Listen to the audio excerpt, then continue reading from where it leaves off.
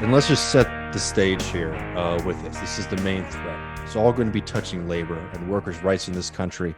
But this is a reminder that we need a hell of a lot more from our institutions on the federal level. I know a lot of our friends who made the argument that it's worthwhile to hold your nose and vote for Biden in 2020 used arguments around the NLRB and OSHA to make that argument that basically it was important, even though Joe Biden is not going to bring in some kind of utopia for working people, that they might be less egregious than what Trump had put forward, right? And these are some challenges to that thesis, honestly. I want to start by talking about a reality that we're all sort of living through. It's summer. It's getting extremely hot, and we are seeing the effects of increases in climate change, increases in temperature on working people. There was in the Pacific Northwest in the past few weeks, a farm worker collapsed and died because of heat exposure. And all across the country for decades now, we have been seeing a very startling rise in people collapsing and dying from heat exposure, or also having negative health effects from being exposed to the sun and the heat for extreme times and under extreme temperatures. And we can sort of zoom in for a second on Texas, which is a hot as hell place. It's a place that has really egregious protections for working people on the state level. And there has been an attack on provisions put forward by city governments in the state of Texas to make sure that workers get things like paid sick leave, right? Some of you should have during a pandemic, and water breaks. And, just so people understand the politics around it, the reason they're doing that in the state of Texas is because it's the Republican Party. The attack that's happening on these city regulations are put forward by Democrats. And now the Republican, state legislature has been targeting these protections and is basically trying to outlaw the ability of city and local governments from being able to make any kind of restrictions on businesses and on working conditions under their jurisdiction, right? Which again is absolutely ridiculous. It's turning your back on the entire concept of democracy. But that's how the Republicans govern. That's how they play. So people understand that like this is certainly an attack on workers. But the reason they're trying to do it is because they want to try to weaken the power of the Democratic Party, right? So SB 14 is a bill that basically will restrict and eradicate all those protections that have been hard won too. People should really know, if you're from out of state, that especially on the protections for sick leave for workers, that came from labor organizers and committed socialist members of the DSA who really put their feet on the ground and were showing up and got that victory won for working people. And now it's being targeted by the Republican legislature. And they have the ability to do it now because the Democrats, people might be familiar, who had left the state in protest of these, anti-democratic voting restrictions being put forward by the Republicans. Enough of them have come back in, which is now basically opening up the door for a free-for-all of all these really nasty GOP strategies. But let me read here from Grist, which had a really good piece about the heat wave and water breaks for workers. So this is from a piece called "More Workers Are Dying from Heat. Texas May Make It Harder to Protect Them."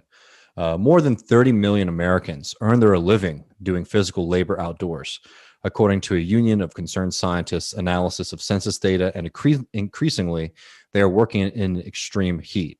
From farm workers and foresters to construction and maintenance workers, outdoor workers are up to 35 times more likely to die from exposure to extreme heat than the general population, according to past research, right?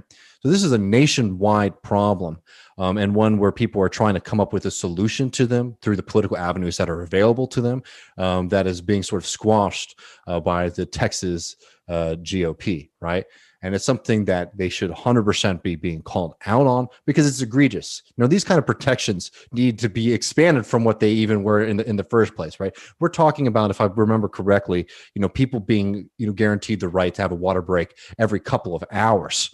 on the site, right? This is not some kind of like really, soft restrictions. These are just basic restrictions to make people that are able to hydrate in temperatures that, easily climb over 100 degrees. But again, this is not just a problem in the state of Texas. In the Pacific Northwest, which is now struggling from extreme heat that is not typical in that region, more and more people are facing these extreme temperatures and that have been life-threatening. Washington and Oregon have issued emergency standards, but those are temporary, and there's a promise to expand those in the future. Maryland has promised that they will issue heat rules next year, and Virginia is in the process. I'll bring this up because this is having to become a statewide fight because there is no federal guideline on heat protections for workers. And in the context of climate change, that is something that it's so basic that it's egregious that that's the case right now, especially given the fact that when people pass away on the work site because they don't have access to water, because they're exposed to so much heat, OSHA doesn't issue any citations or condemnations or anything of that matter. Why? Because they have no rules to govern them by. And we have heard from the Biden administration that they're going to explore the possibility of creating a heat standard, which again, good on them, I guess. But this is one of those things that it's going to take a few years. They're going to bring in all of the people. It's a nice press release. This is going to hurt business. Yeah, it's a press release. And this is something where the government needs to be doing a hell of a lot better to protect people. And I just want to remind people of the stakes, Matt. If you have these first little bits here, farm workers in this country have been in the front lines of a hell of a lot, from COVID to heat waves to attacks from the police. If you just scroll down to this video, this was taken, July, and I believe in the Northwest Washington. I could be incorrect.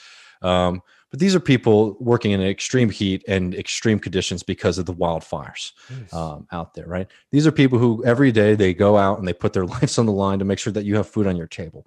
And these are people who are harassed by our barbaric immigration system. These are people who are harassed by horrible bosses and the kind of conditions that come with doing temporary work. And in this case, this is something that is very simple that the federal government should be stepping in to make sure that people have the kind of basic protections that they need here. Man, on that, I don't know if you have any thing you want to add to that before we get to these other things. No, I mean, it just, these are the sort of people that we've had, Stephen Robbins at Yakima Abogado. Mm-hmm. These are the people that he represents often. And I mean, that scene with just the red sky and that, how awful that air is to breathe. And when it was in New York the other, like a month or so ago, and to literally be the people that are feeding the country. And also that have, I'd noticed an American flag in the background, probably for like that's an American pathology that would place that flag there. But yeah, let's continue. No, that's probably true. I mean, anyways, these things are just so basic, and it's just a reminder of how much of a fight we have for labor rights in this country. Having the right to water at work should be something that's a no-brainer. Oh yeah, I was trying to think earlier, like what would a particularly onerous water break regulation even look like? Like it forces the company to give you like one of those hats that you wear to football games that has like water bottles. Like even just like when you're thirsty, go drink water. That should be made available. That's like a baseline of having a business, I feel like. No, exactly. And I'm sorry. It's amazing to me that you can have an organization that's supposed to regulate working conditions for people, and they could come and see that, somebody died very much or was injured very much because they didn't have access to water and they were exposed to extreme heat, and they can't do anything about it because there's no rules on the books for it. I mean, that's just ridiculous. And when you talk to anybody or read anything about it, the reason cited is always, businesses and construction corporations tell them that, too much regulation is going to hurt their bottom line. And this is just one of those things that is just clear as day, how shallow that excuse is. That is just an excuse for them to be able to exploit people as much as they physically can. And when they push them a little bit too hard, it protects them from any kind of suit. Yeah, look, I want to protect our workers from heat stroke, but the bottom line, like when you have to make those calculations, you shouldn't be a business. Yeah. And, so here's the thing. People are fighting back here to make sure that those protections were given in the first place. And, there are avenues to win, but we have to be paying attention to all the different, assaults that are going on. And I want to move on to this Nabisco strike, because so much of the labor struggle that we're seeing right now is fighting about, basic things like water at work, and then protecting the kind of basic things that were won by the labor movement, 100 years ago. So people, I'm sure, are very familiar with this massive strike that has been ongoing. We're seeing people who have been, on the picket line in Portland, in Aurora, Colorado, Richmond, Virginia, Chicago, and Norcross, Georgia. This is one of the largest strikes Nabisco has seen in 50 years. This is an incredibly large strike by American standards in general, just knowing the context of the lack of labor militancy over the past couple of decades. I believe it's something over 1,000 workers are on strike today. And what are they striking about? They're striking because people were being forced to work 16-hour days as demand increased over the pandemic. 16-hour days. You learn this in high school. 8 hours for work, 8 hours for rest, and 8 hours to do what we will, right? These were demands made over a century ago, and people are fighting for those again today. It was one of those, it was interesting. I was listening to the radio the other day, and there's this story going on about how much productivity is up in the United States and how surprised people are by it. I don't want to, talk too broadly about it because, the economy is very big, but it is interesting to hear things like that when we hear about the stories they're going on Nabisco, Frito-Lay, Tyson's Chicken, right? People were basically being forced to become more and more like machines on the shop floor. Nabisco, though, Matt, they're very kind, and they have found a middle ground. They have offered people 12-hour shifts. And they will work less during the week so that they don't have to get paid overtime. Again, this is exploitation at its most basic. This is completely ignoring people's, lives outside of work, the what we need as human beings. And it's an absolutely despicable, situation. But if it was just the hours, right, that'd be one thing. But there are also assaults on their pensions and on their wages all across the board. And you know what? I apologize, Matt, because I didn't bring it to give it to you, but I'll just read this from their statement in response to the strike. And this is from the Mondelez International, which, owns Nabisco. Our goal has been and continues to be to bargain in good faith. Well, and this is the interesting little turn they take, right? While also taking steps to modernize subcontract aspects, which were written several decades ago. And by that, what they mean is they want to eradicate people's pensions, and they want to be able to pull back all the other benefits that were hard won a long ass time ago. This completely just blows in the water any kind of argument here. Remember that grandmother from earlier? The people that hacked her. What's going on? I guess John Oliver is talking in my background. I was putting up a. Oh, that's good though. These are the salaries. I got Oliver. Yeah. I kicked John Oliver out. These are the salaries from Mondelez International. Let's just take a look at this. Okay, 16 million for chairman and executive Dirk Van de Put. Well, that's a very modern salary. Yeah, look at how this is modernization. Glenn Walter makes a cool 4.2 million. Luca Zaramelli 7.3. Maurizio Brusadel 4.6. I mean, this is a very modern company. No, it's beautiful, man. No, I mean, it's so absurd. And, we just have to know where we are to fight back. And the good news here, though, is that this is absurd and people are fighting back and they're using the right kind of language and they have the commitments that are needed to push back. But it is amazing to see that, so much of our fights right now really are, relitigating fights from the past. And that means that we need to be sprinting as much as possible to bolster and build out the labor movement. You could play a little bit from this More Perfect Union video, and thank God for them because they've been doing an incredible job covering strikes all across this country. It's a really hopeful and beautiful project. But this is play a minute or so of this. Fall off of her chair recently and broke her ankle. We didn't have a nurse here. The supervisor wouldn't take her off the line. We're treated like animals. They made the most money they've ever made last year during the pandemic, but yet they don't want to give us what we're asking for. It's like Go ahead, kick me again when I'm down. You just proved to me you're right. I'm just a number to you.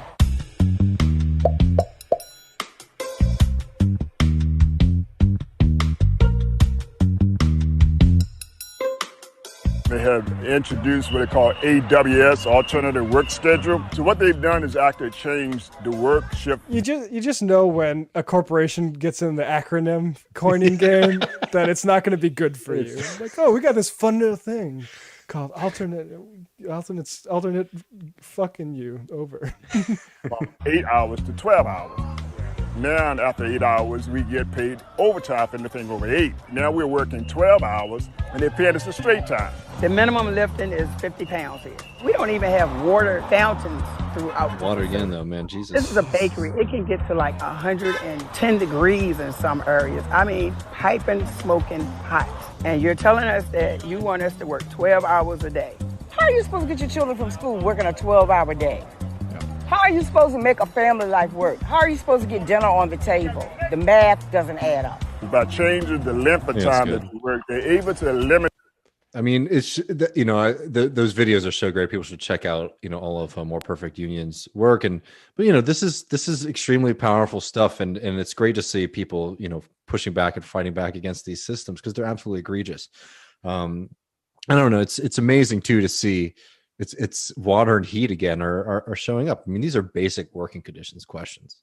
Yeah. I mean, and the repetition, it wasn't in that clip, but the way people are recognizing that these companies are forcing you to work like machines. Yeah. Like when I look back at, you read about whatever period of like labor unrest history, it's like, this is when people hopefully have the luxury to read back at our time. Like that's what will be the sort of chorus is like, we're expected to operate in a way that is not compatible with the human existence.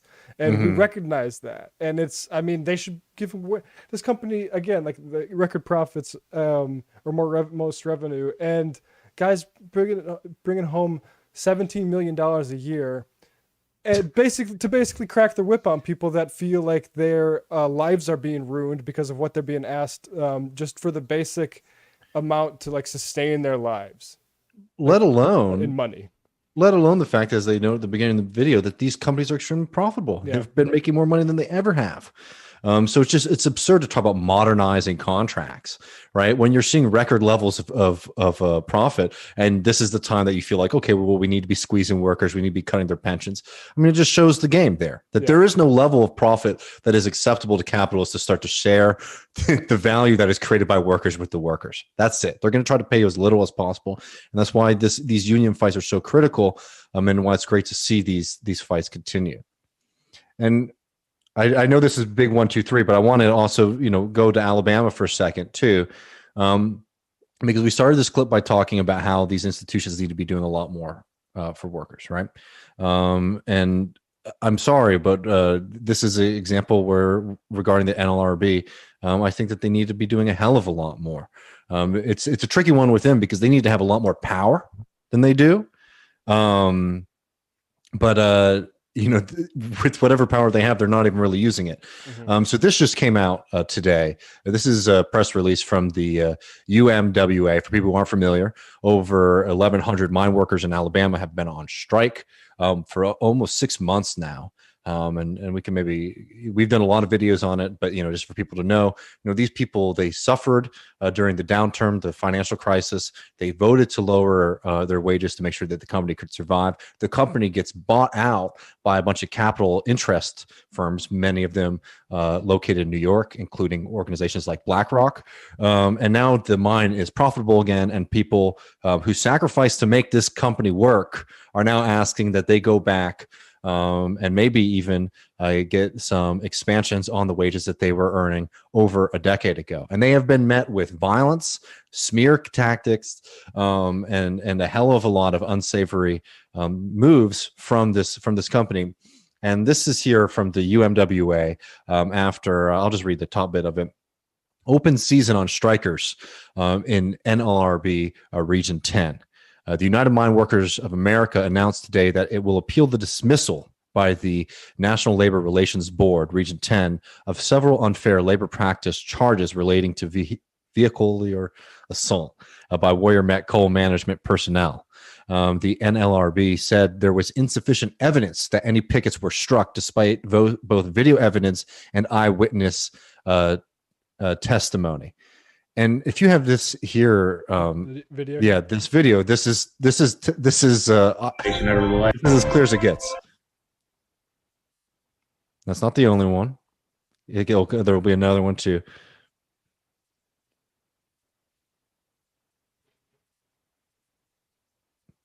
These are not the only examples. These are not the only times that it happened. These are ones where we have very clear examples that caught on video of them purposefully ramming into the picket line. This could have broke this guy's hip or leg very easily, right? And this is just so that they can break the picket line and get scabs into the mines. If you just and you don't have to go back to the thing, but they also note in the statement too that now where are these workers to turn, right?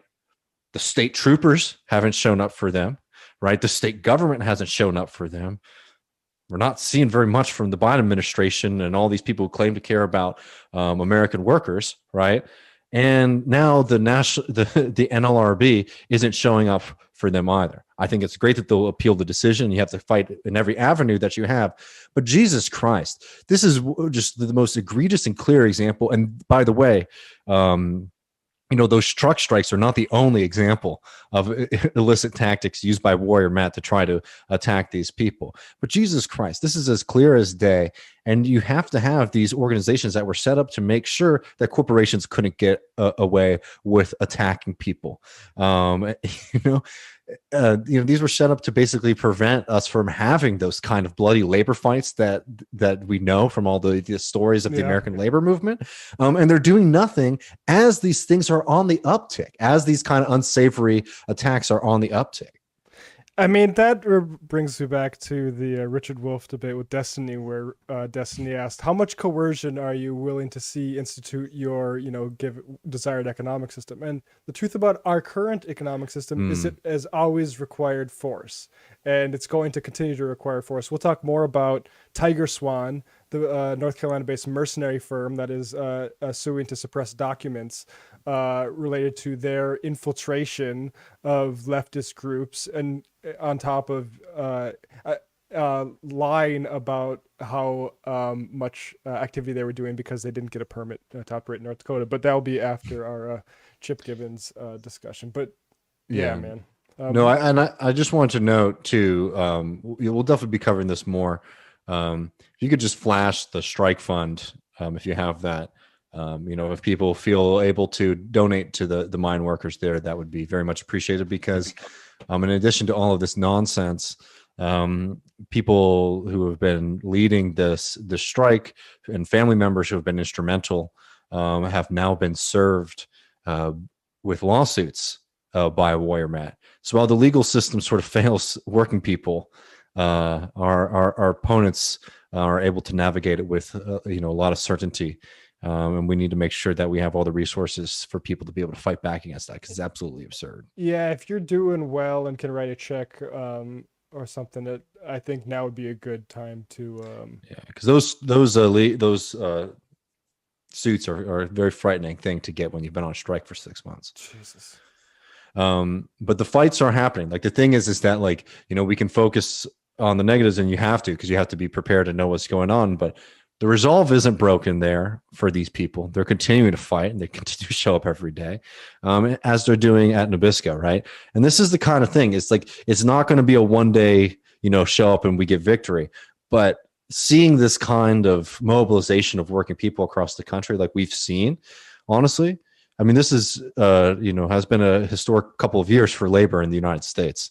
And, a lot of people are sort of, really getting mobilized. And that's an encouraging thing. We see the conflict, and it's hard to see the conflict because it's difficult to go up against these companies. But seeing the conflict means that, there's movement, and there's mobilization, and there's hope.